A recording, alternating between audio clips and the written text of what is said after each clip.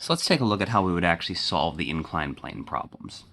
We'll start with the first situation, the simplest one, where the object is just at rest.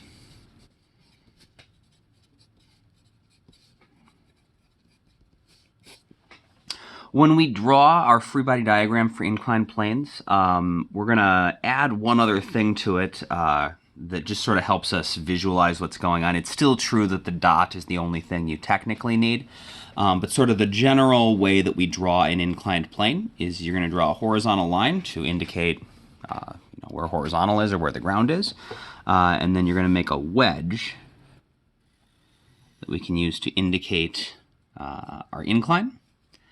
And then often what we will know or what we would measure is the angle of the incline relative to horizontal.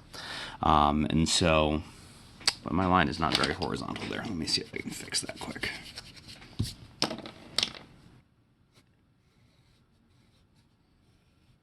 There we go. And so that's just the quickest way to draw an inclined plane and communicate the information we need about the angle that it's at. And then we can put the object itself on the inclined plane and then stick our dot on there. Okay. So we know for forces that there are three forces acting on it, and they go in different directions. We've got the force of gravity pulling down, like so.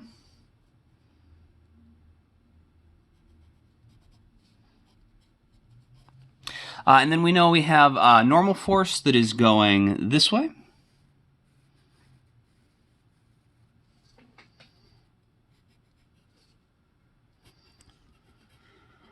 And there's also going to be some static friction going this way.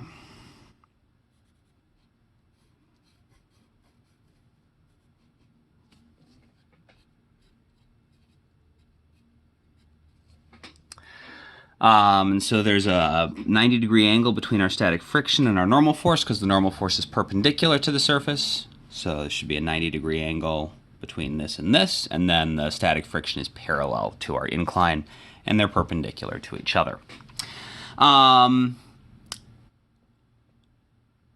I know roughly what this is going to look like, and so I've chosen these lengths because this is about right, but we can make some adjustments later too. One initial way that we know that the normal force and the force of static friction are going to individually be a little bit smaller than the force of gravity is because we know if the object is at rest, our net force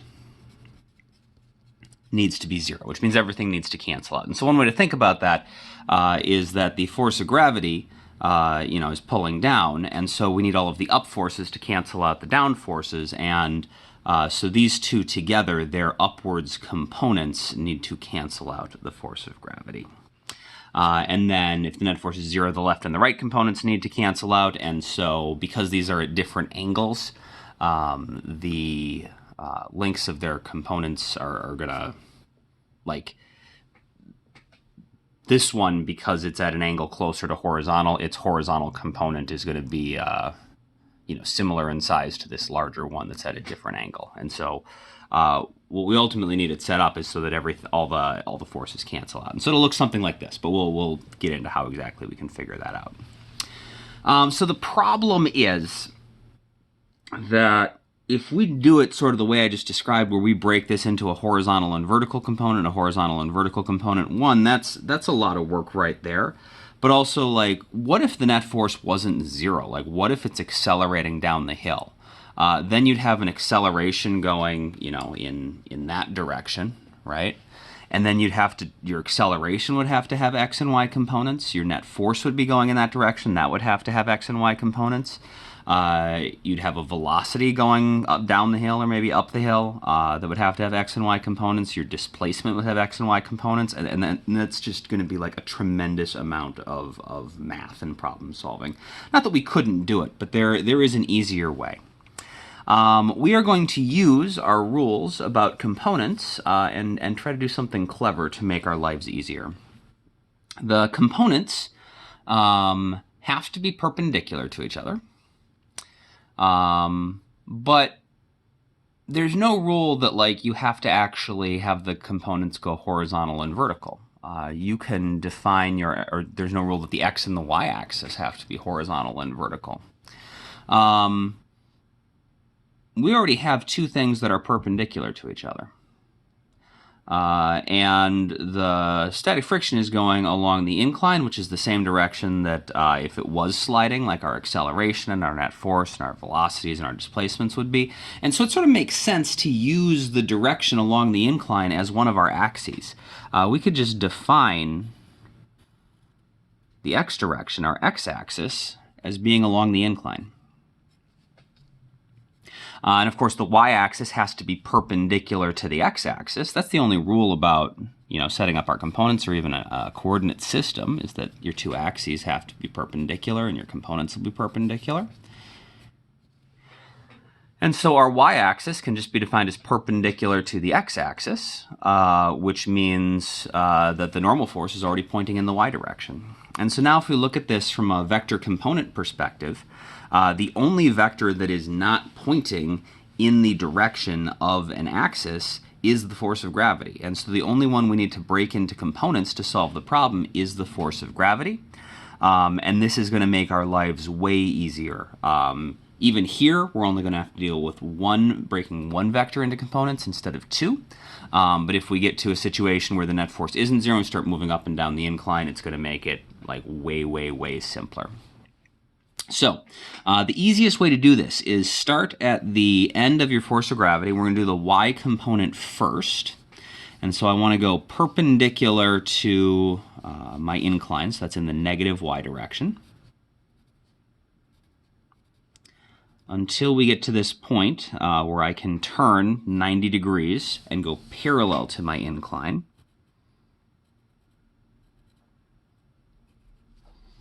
And end up where my force of gravity ends up. And so this is 90 degrees right here.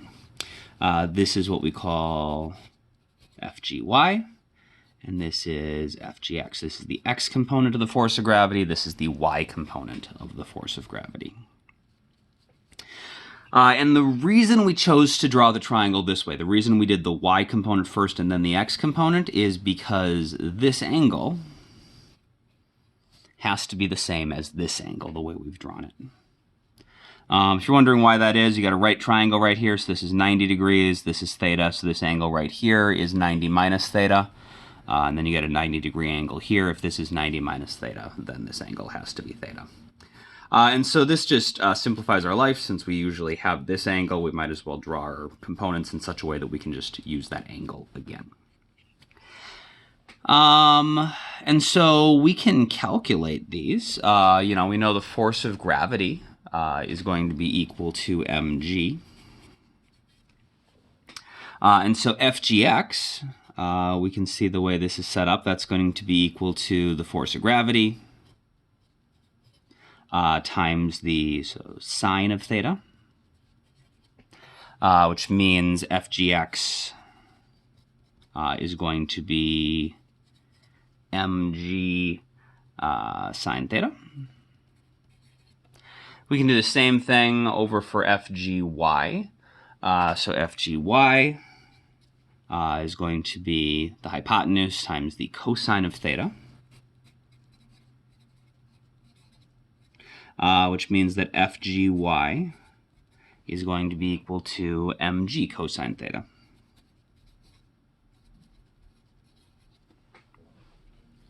And because our net force needs to be 0, we need to make sure that all of our vectors cancel out. And all of our components cancel out. And so instead of thinking it as the up forces and the down forces have to cancel, now we just have our x and our y direction. So all of the forces in the positive direction and the y direction need to cancel each other out. So we've only got one arrow in the negative y direction. If that's going to cancel out everything going in the opposite direction, the positive y direction, that means our normal force has to be equal to FGY. And in this case, our force of static friction would have to be equal to FGX, because everything in the x direction has to cancel out as well. And so we've only got one force going in like our positive x direction, which is gravity. So that has to be canceled out if our net force is going to be 0 by the only thing going in the negative x direction, which is Fs. And so in this case, our static friction would have to be equal to Fgx. And so, of course, you would need to see if this is possible. We know static friction has some maximum value, so you would calculate what the maximum value or the maximum possible value of static friction is, and see if that, is an amount you can have. So if you would need 30 newtons of static friction, for example, calculate your maximum force of static friction. If you can have up to 50 newtons of static friction, then this is possible. And you would just set the static friction to be that 30 that you need, and we're good. But if the maximum force of static friction is only 25, that means that the surface is not sticky enough to hold the object at this angle, and the object is going to start sliding. So mathematically, this is what's going on. We'll do a problem with math in a second, so you can actually see an example of this. I just want to talk conceptually about what's going on. So it's cute that we can use this mathematical trick to break it into components, but like, what is the actual physical meaning of these? Well, it turns out that there actually is a good physical way to think about this. There's a reason that we would want to break this into components. If you think about what gravity does in an inclined plane problem, it actually has two jobs. So if I ask someone, why does an object slide down a ramp, or what force causes an object to slide down a ramp, most people are going to say gravity. Intuitively, we recognize that there's something about gravity that is causing the object to slide down the incline. Of course, since gravity pulls straight down, really that feels sort of weird, because gravity should make things move down, not at an angle along a ramp. But this component of gravity, Fgx, is saying that we can break gravity into two parts, and one of those parts is actually going down the ramp. And so there's this component that is responsible for pulling the object down along the ramp. Gravity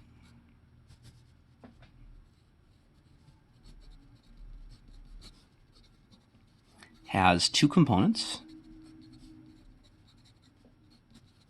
each of which can be thought of has a physical significance. Fgx is the component that pulls the object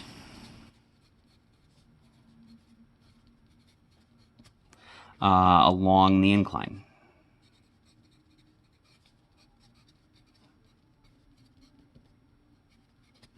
Which we can think of as like down the ramp, down not meaning literally down, but down meaning like the direction towards the bottom of the ramp. And then Fgy is doing this other essential job of gravity. When you just have an object sitting on the ground, the reason that the object, stays on the ground is because gravity normally holds objects against the ground. So gravity is normally pulling the object down into the ground. And here we have a y component doing the same thing. It actually looks like, if you sort of like tilt your perspective, if you imagine this is the ground, gravity would normally be just pulling just the object down into the ground or holding it against the ground. And here we've got a component of gravity doing the same thing. We're on an incline, but there's still something that is holding our object against the incline. So Fgy pulls the object, or we can think of it as like holding the object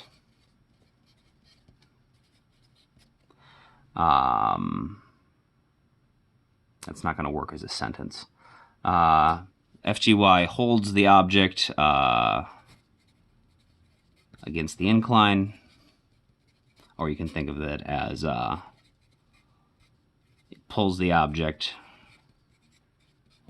like into the incline. Obviously, it doesn't like literally pull it into the incline.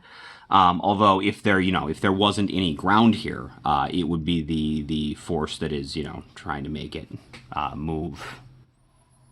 It's just holding it against the incline. It's keeping it on the ground. And of course, that is what is getting canceled out by the normal force. The normal force is trying to push the object away from the incline. So the incline has this object against it. It doesn't want the object to fall through the incline. And so the incline pushes the object away, but the only way it can push away is perpendicular. So the incline is going to push it out that way. And so there's got to be some force that is canceling out the fact that the incline is trying to push it upwards, or up at an angle. There's got to be some force from gravity that's canceling that out, that's, preventing it from going anywhere. So, two components, two jobs. FGX is the one that explains why the object wants to slide down the ramp, but FGY is also important because it's what's holding the object against the incline. And then we can see our important relationships here for how these are actually going to combine in our problem solving.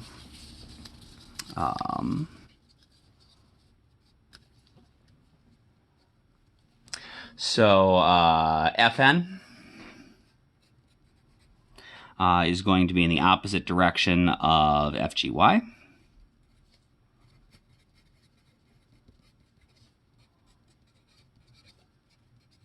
And I'm going to say generally, cancel. In a lot of cases, the normal force is equal to FGY, but if you had some other force, just like when we had the babysitter and the sled problem, if we had like a rope pulling on this object at an angle up away from the incline, or we had something like pushing the object down to the incline, it would get a little more complicated. But if you don't have any additional applied forces, the normal force and FGY are going to cancel each other out. And then friction is in the x direction.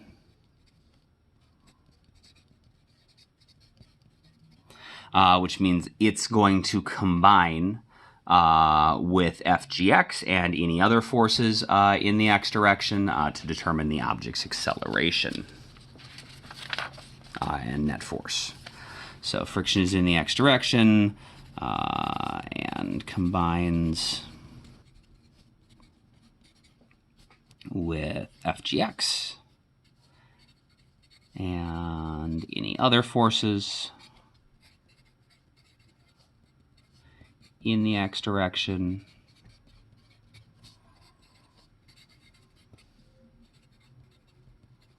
to determine the net force, which, of course, in turn is used to figure out the acceleration. So let's try doing a couple sample problems. First off, let's say we have an object of mass, 50 kilograms, something simple. And we're going to have an incline.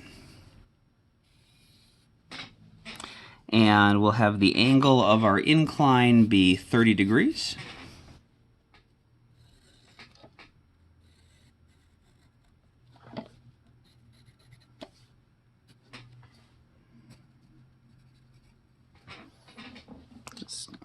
Horrible line. Try to draw a straight line. I don't know why I can't today. All right. So we got our object on here. And so if this is 30 degrees and our object has a mass of 50 kilograms and there is no friction,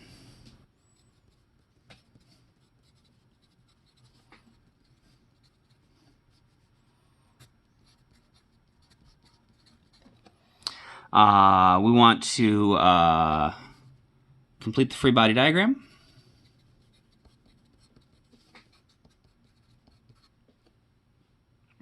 And find the object's acceleration.